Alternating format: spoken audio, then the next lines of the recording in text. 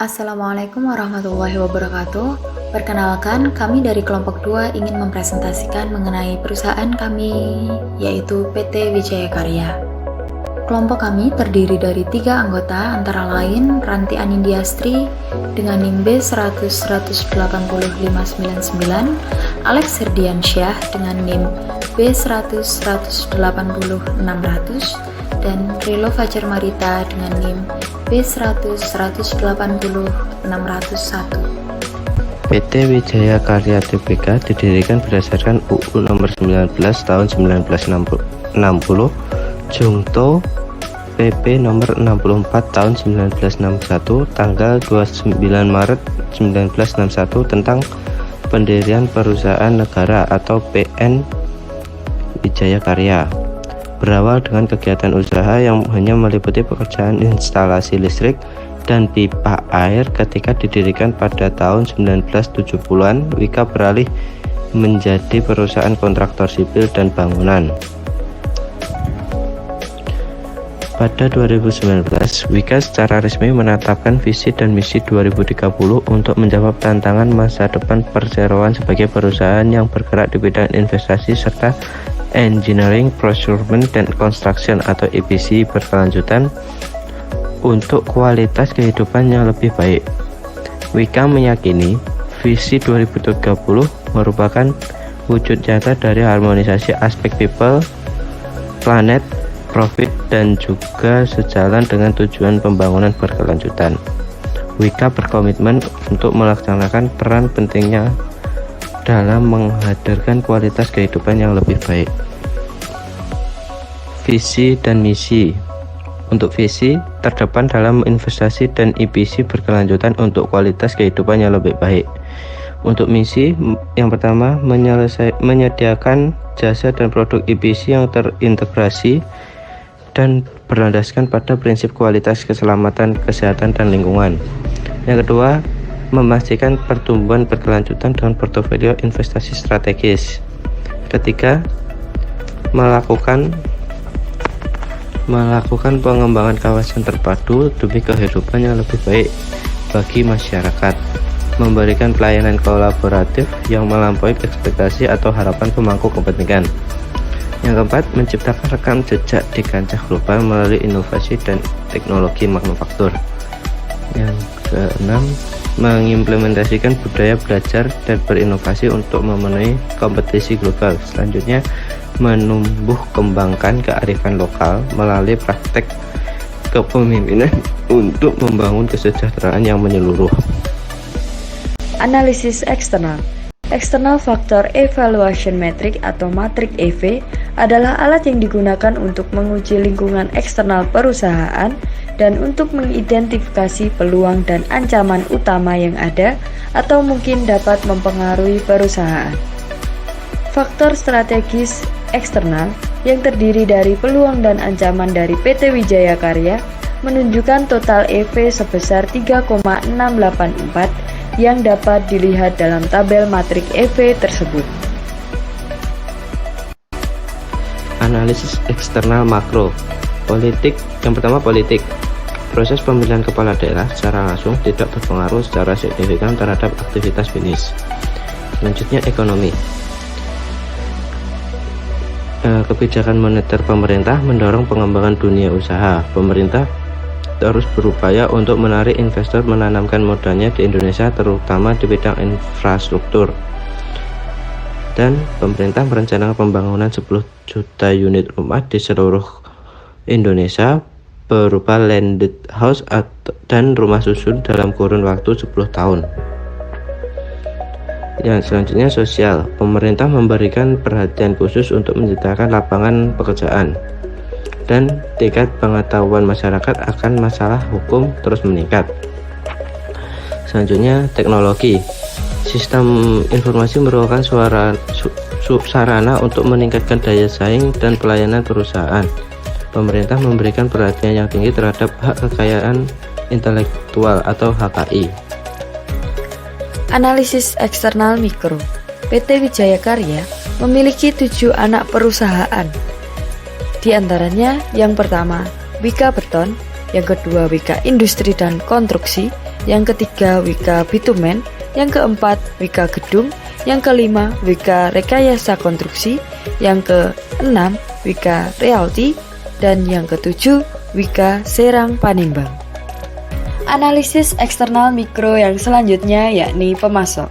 Fungsi produksi dan pemasaran menjadi dua hal yang sangat terkait satu sama lain, sehingga menjadi sangat relevan jika kondisi pemasok bahan baku produksi dapat mempengaruhi aktivitas produksi, juga mempengaruhi aktivitas pemasaran. PT Wijaya Karya memiliki 18 pemasok yang membantu perusahaan dalam melancarkan aktivitas produksi. Yang kedua, pesaing.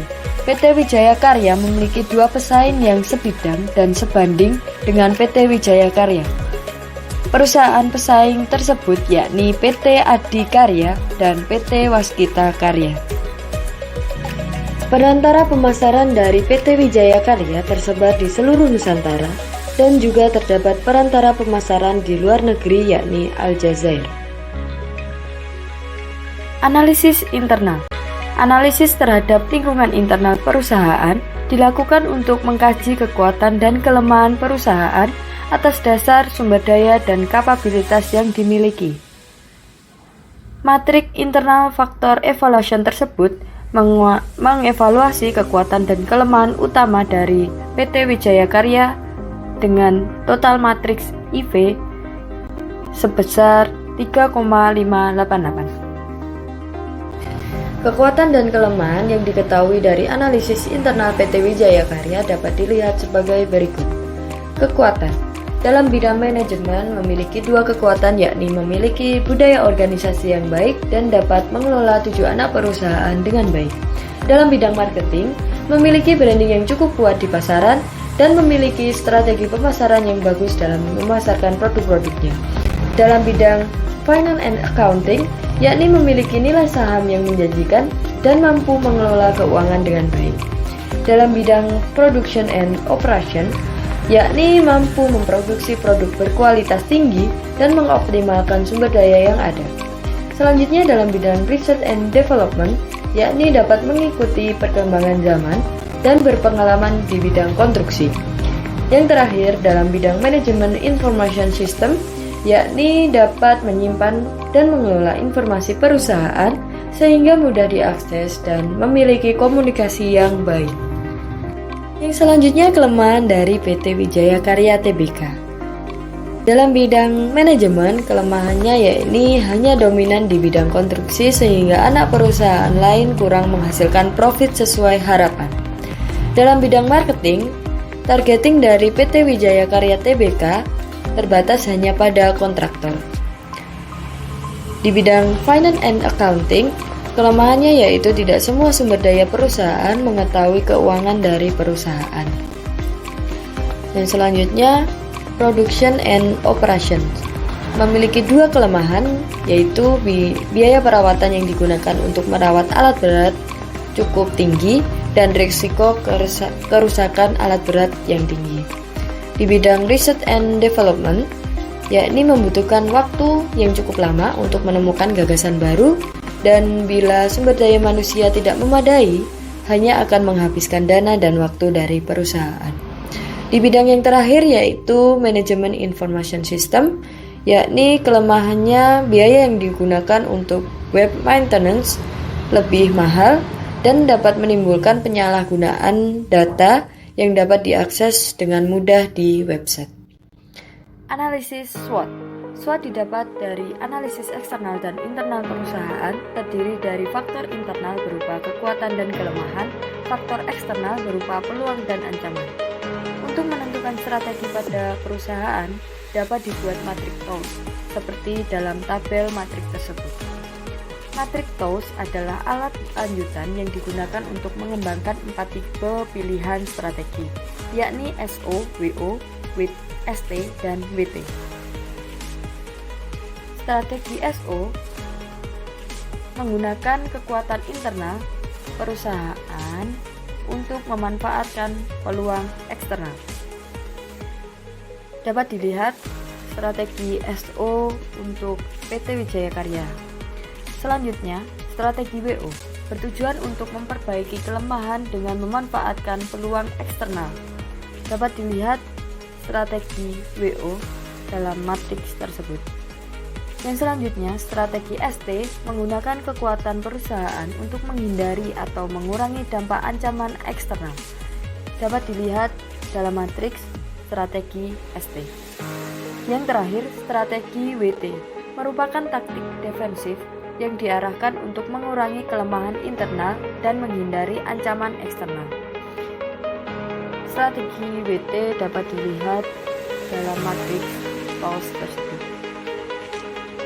Selanjutnya, analisis matriks hubungan daya saing dan kondisi lingkungan serta analisis matriks grand strategy.